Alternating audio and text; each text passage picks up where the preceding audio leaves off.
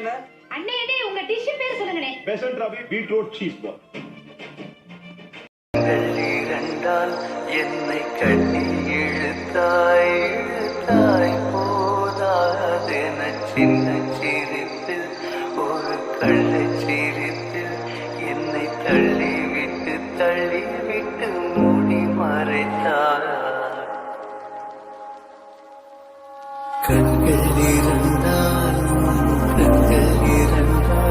என்னை கட்டி இழுத்தாய் இழுத்தாய் போதாதென சின்ன சிரிப்பு ஒரு கள்ள சிரிப்பு என்னை தள்ளிவிட்டு